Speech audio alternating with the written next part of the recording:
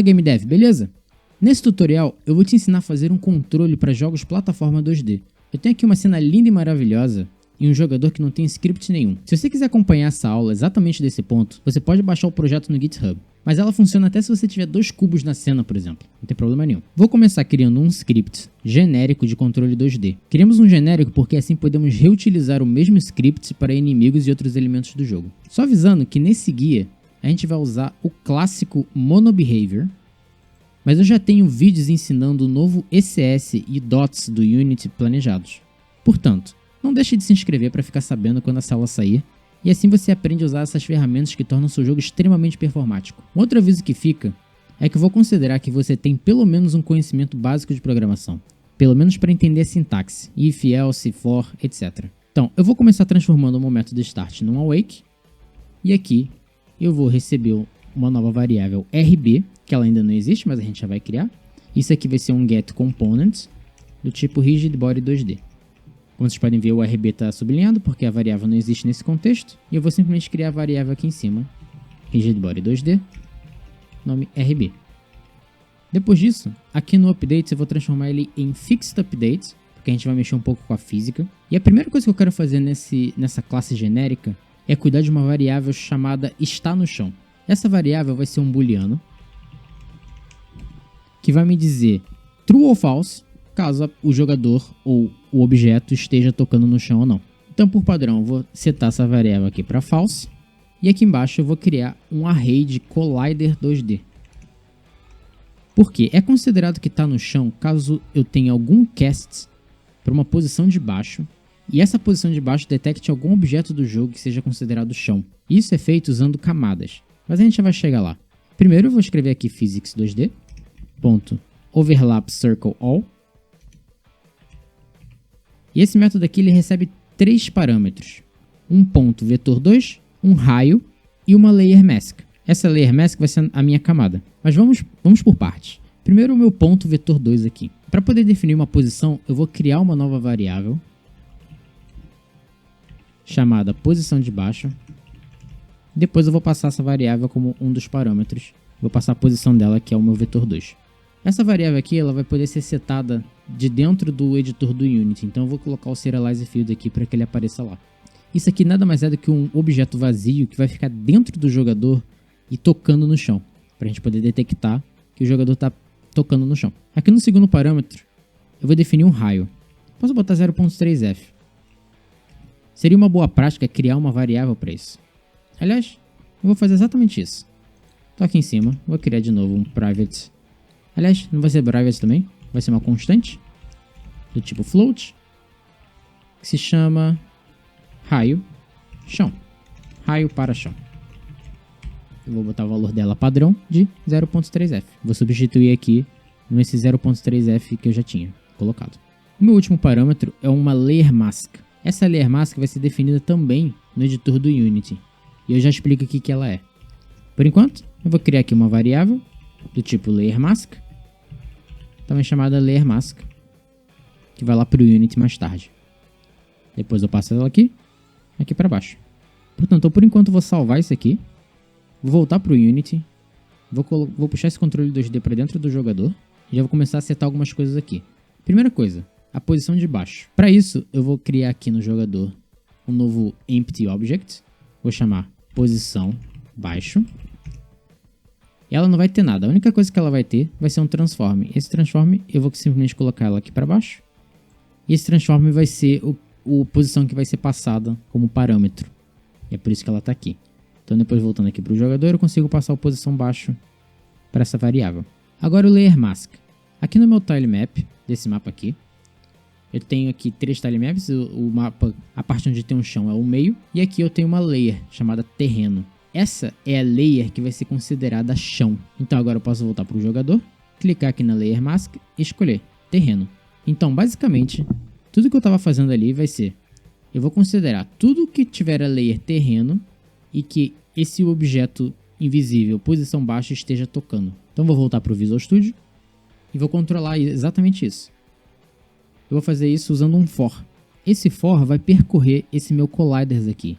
Então aqui o length dele vai ser colliders.length. Dentro do for, eu vou verificar se o collider atual, ou seja, colliders no index i, e vou ver se o GameObject dele é diferente do meu GameObject atual, ou seja, o jogador.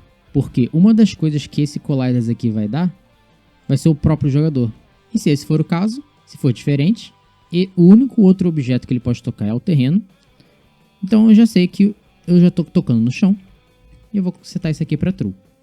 Então essa é a única lógica que vai acontecer repetidamente aqui nessa classe genérica. Agora, pode ser que alguma classe que esteja utilizando ela queira saber qual é o estado do estar no chão. Então a gente vai fazer um método acessor, que vai ser do tipo boolean e vai ser chamado get está no chão. O get antes do estar no chão é necessário, esse é o padrão de como se dá nomes a esse tipo de método. E aqui vai ser simplesmente return está no chão. Então agora com isso aqui fora do caminho, a gente pode finalmente começar a colocar uma parte de movimento genérica. Então a primeira coisa que eu vou fazer vai ser criar um método público chamado movimento. Esse movimento ele vai receber uma quantidade de movimento e um boolean pulando para saber se é true ou se é false. Então primeiro eu vou verificar aqui se o jogador está no chão e se ele estiver, eu vou aplicar movimento. Eu vou chamar um outro método chamando aplica movimento, passando aqui a minha quantidade de movimento. Esse aplica movimento não existe, e eu vou criar ele aqui embaixo, um private void aplica movimento, que recebe uma quantidade de movimento. E aqui nesse método sim, é que eu vou alterar o meu rigid body para aplicar o movimento que o jogador precisa. Então eu vou criar aqui um novo vector 2, velocidade jogador, vai ser igual a um new vector 2, e aqui eu vou passar a minha quantidade de movimento, e aqui eu vou passar a quantidade de movimento e um valor para o y, que vai ser aqui nada mais é do que o meu rigid body.velocity.y. E agora eu vou suavizar esse movimento usando o método smoothDamp. E a gente faz isso assim. Primeiro eu vou aplicar aqui a velocity para o meu rigid body, vai ser igual a vector3.smoothDamp, e aí aqui dentro eu vou passar o rigidBody.velocity, a velocidade do jogador, que eu criei aqui agora. Aqui agora ele vai receber uma variável do tipo referência. Essas variáveis você tem que criar antes de poder chamar o método. Então eu vou criar aqui um vector3 chamada rapidez, vai ser igual a vector3.0. Eu vou passar aqui ref, rapidez. E por último, uma quantidade de suavização de movimento. Posso passar 0.5f, mas assim como fiz ali em cima para o raio e para o chão, eu vou criar uma variável para isso. Vou tornar ela configurável também. E vai ser um private float, suavização, movimento. Eu vou passar um valor padrão 0.05. Agora eu pego isso e coloco aqui em vez de 0.05, eu coloco esse. Muito bem, agora o movimento já vai ser aplicado para o nosso jogador. Ainda falta muita coisa nessa classe, mas primeiro eu vou vir aqui na minha parte de scripts, vou criar aqui um novo script, que esse aqui vai ser mesmo específico para o jogador, e vai ser movimento 2D para o jogador. Vou passar esse script para dentro do jogador. E dentro desse script a gente já pode fazer algumas coisinhas. Começando aqui por trocar o start por awake. Eu vou primeiro receber o controle que eu quero usar. Então vai ser aqui getComponent controle 2D. Essa variável não existe. Eu vou criar aqui. E de novo, como eu estou requerendo que o jogador sempre tenha um controle para poder ter um movimento 2D jogador, eu vou colocar aqui em cima o require component do tipo controle 2D. Então agora no método update eu vou detectar se o jogador ele apertou algum botão para andar. E eu vou fazer isso criando uma variável movimento horizontal. A gente já vai alterar essa variável, mas por enquanto vai ficar assim. E para detectar o botão apertado pelo jogador, eu vou em input.getAxisRoll e aqui eu escolho horizontal. Isso aqui é uma forma melhor de você obter o input do jogador, porque eu não vou fazer com que isso seja hardcoded para uma tecla qualquer do tipo a seta, ou o A ou D. Assim, isso aqui é configurado na própria configuração do Unity e pode ser também configurado como um settings externo, caso você queira ter um menu de configuração de controle, alguma coisa assim. Isso aqui sempre vai devolver 1 ou 0. Então eu quero multiplicar isso aqui por uma velocidade que vai ser configurável. Eu vou criar essa velocidade aqui em cima. Agora, nunca é recomendado a gente fazer update de movimento, de alguma coisa que relacione a física no método update. É sempre melhor a gente usar o fixed update para isso. O problema é que o movimento horizontal, essa parte aqui, tem que estar no update porque eu estou detectando o input do jogador. Então é melhor que seja o mais rápido possível. Então o que eu vou fazer aqui, em vez de usar esse movimento horizontal desse jeito, eu vou criar uma variável privada chamada movimento horizontal. E aí agora no fixed update, eu vou chamar aquele método movimento que eu criei aqui nesse controle 2D. E eu faço isso usando o meu controle, ponto, movimento. E aqui eu vou passar algumas coisas. Primeiro vai ser um movimento horizontal, que eu configurei aqui. E o segundo é dizer se ele está pulando ou não. Por enquanto eu não estou fazendo nada em relação ao pulo, vou simplesmente passar a falsa. Depois a gente altera. Então se eu salvar isso aqui e voltar para o Unity, eu vou definir uma velocidade aqui, tipo 5, e vou dar play. Então agora é só apertar para o lado, o jogador já se movimenta. Ele não está gerando, ele não está nada, mas a gente já vai resolver isso. Mas pelo menos a gente já consegue movimentar o jogador. Mas acho que o próximo passo, mais fácil da gente configurar agora, é fazer com que o jogador gire. Então ali, depois do aplica movimento, eu vou criar um novo método chamado detecta girar. E aqui eu vou passar de novo a quantidade de movimento, porque a quantidade de movimento vai ser ou positiva ou negativa, dependendo se você estiver se movimentando para a esquerda ou para a direita. Então esse método também não existe. Vou criar aqui embaixo, chamado private void girar. Detecta girar. E aqui eu passo a quantidade float, quantidade movimento. Isso aqui é bem simples. Então eu vou criar aqui um if. E se a quantidade de movimento for maior do que 0, significa que o movimento que ele está virado para a direita. Se não, ele está virado para a esquerda. Só tem um detalhe a mais que a gente tem que pensar aqui. É que, digamos que o jogador já esteja virado para a direita.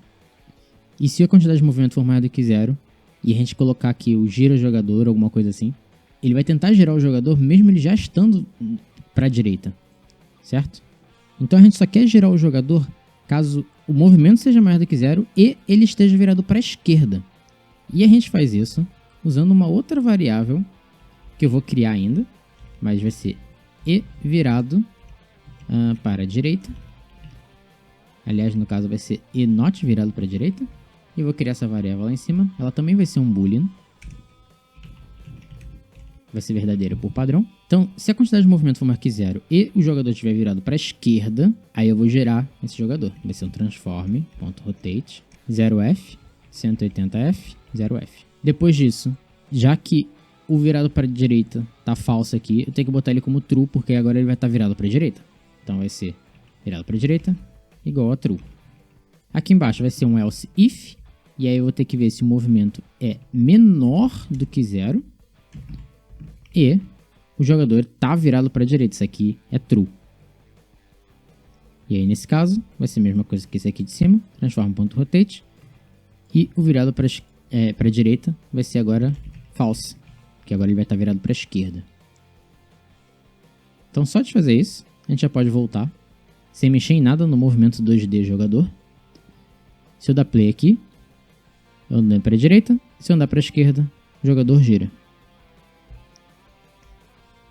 Agora você deve estar achando estranho que a animação não sai do idle, ela não está atualizando. E eu vou fazer isso aqui no meu update. E aqui eu vou fazer um if. Se o jogador estiver no chão, ou seja, o get está no chão, for true, eu vou alterar a animação para ela correndo.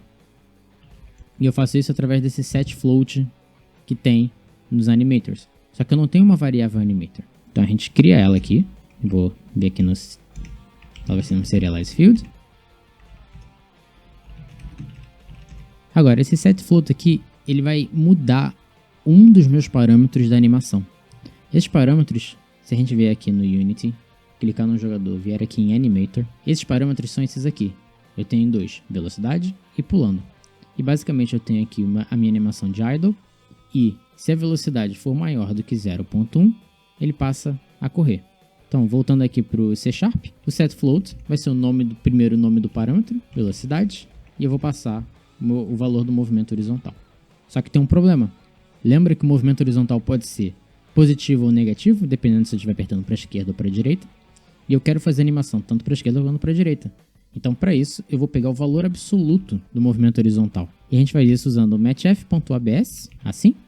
E agora, se a gente salvar isso aqui, voltar para o Unity, vir aqui no jogador, só preciso passar o meu animator. O animator está nesse jogador graph, aqui. Posso passar tudo que ele já reconhece. E agora eu vou dar play. Então agora é só apertar para a esquerda e para a direita. O jogador agora ele troca de animação de idle para animação de corrida. Então só tem uma última coisa de movimento que eu quero falar, que é, aqui no movimento eu estou passando simplesmente movimento horizontal, eu não estou normalizando esse movimento. Então, a única coisa que a gente precisa fazer é multiplicar o movimento por time.fixedDeltaTime. Então a única coisa que a gente tem que se preocupar é que a gente tem que aumentar aqui a velocidade, vou aumentar para uns 200, só porque agora a velocidade está por segundo e não por frames. Uns 200 deve ser o suficiente, talvez a gente aumente depois ou diminua, de acordo com como vai ficar a jogabilidade desse joguinho. Então agora vamos pro pulo. Voltando aqui controle 2D. Tem aqui detecta gerar, aplica movimento e tudo mais, mas não tem nada em relação ao pulo. E é isso que a gente vai fazer agora. Portanto, eu vou colocar um outro if aqui e vou ver se o jogador está no chão, porque a gente só quer pular caso o jogador já esteja no chão, senão ele vai ficar pulando eternamente no ar. Apesar de que isso aqui vai mudar caso você queira fazer pulo duplo, alguma coisa desse tipo, mas isso a gente explica numa outra aula. E, além de estar no chão, eu quero que esse pulando também seja true. Se o jogador estiver no chão e eu tiver dado um sinal de pulo, significa que eu quero que o jogador pule. Então a primeira coisa que eu vou fazer vai ser eu estar no chão, vai passar a ser false, porque ele vai pular. E vou adicionar um add force para esse rigid body. Esse add force vai ser primeiro um new vector 2, em que eu vou passar 0f para o x e uma certa força para o pulo. Essa força vai ser configurável.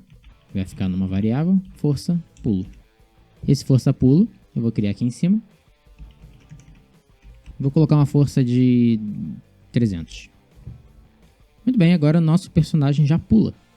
A única coisa que a gente precisa fazer é dizer quando que a gente quer que ele pule. E a gente faz isso no movimento 2D jogador. E no movimento 2D jogador, similar a como a gente fez aqui para detectar que o jogador apertou uma seta, ou A ou D, a gente vai detectar se o jogador apertou input.getButtonDown, se ele apertou o botão de jump, que também vai estar configurado no Unity. Caso você queira saber onde é que estão esses jump e horizontal aqui, você pode vir aqui no Unity, na parte Edit, Project Settings, Input Manager, e abre essa parte aqui de Axis. Então se você ver aqui horizontal, eu posso apertar esquerda, direita, A ou D, para ser horizontal. Tem também aqui um jump, que no caso aqui é space, é o espaço. Então voltando para cá, tudo que eu vou fazer aqui vai ser setar um pulando, uma variável pulando para true, assim como a gente fez com o movimento horizontal. Essa variável não existe, vou criar ela aqui em cima e também vou usá-la aqui embaixo no controle movimento e vou passar aqui o pulando. Depois de chamar o movimento, depois eu quero cancelar o meu pulando, senão ele nunca fica falso de novo. Então agora vamos cuidar da animação. E aqui, perto de onde eu fiz aqui essa parte do set float de velocidade, eu vou fazer um outro set bow. Isso aqui vai ser do pulando, se não me engano, é pulando, o nome do parâmetro. Aqui é pulando. E eu vou passar false, porque ele está no chão. Eu vou colocar um else aqui, caso ele não esteja no chão. Eu passo a animação de true, porque como ele não está no chão, significa que ele está no ar. Então se eu salvar esse código, voltar para o Unity e dar play, agora o personagem está pulando e está fazendo a animação de pulo. Eu posso inclusive ir para o lado e para o outro, pular. Então, como uma última coisa para a gente fazer aqui, eu aumentei aqui minha força de pulo para 600. 600 é um pouco, é muito, né? Vou botar tipo 450 e a minha velocidade aqui para 500. E aqui tem um problema muito grave. E esse problema é que eu não tenho controle aéreo. Então se eu estiver andando e pular, eu não consigo fazer nada enquanto eu estiver no ar. Isso significa que se eu estiver indo em direção ao abismo. Pode ser que eu morra, mas eu não tenho nenhum tipo de controle. E se eu pular reto, por exemplo, sem nenhum pulo, nenhuma coisa desse tipo, também não tenho nenhum controle. Então, para resolver isso, a gente vai habilitar controle aéreo nesse script que a gente já fez. Isso aqui é muito simples, não tem mistério nenhum. Tudo que a gente precisa fazer, eu vou criar aqui. Então, tudo que a gente precisa fazer é criar um private bool controle aéreo e você setar isso aqui como true. Então, feito isso, eu venho aqui no método movimento. Eu tenho esse if está no chão e é exatamente por isso que a gente não consegue se mover enquanto está no ar, porque quando o if está no chão é true, ele vai aplicar movimento aqui só se o está no chão for true. Então tudo que a gente vai fazer é colocar um ou controle aéreo. Ou seja, se o jogador estiver no chão ou tiver controle aéreo, a gente aplica o movimento. Então se eu voltar no Unity, der play. Muito simples, agora eu consigo me mover no ar. Legal, né? É isso aí, pessoal. Foi uma aula bem longa. Espero que vocês tenham gostado. Existem muitas coisas que a gente pode fazer para melhorar o controle disso aqui. Isso vai vir numa segunda parte dessa aula. E que vocês vão entender algumas frustrações de jogos 2D. E como a gente pode evitar elas com algumas poucas linhas de código. Ok? Então, fico por aqui. Te vejo numa próxima aula. Fui!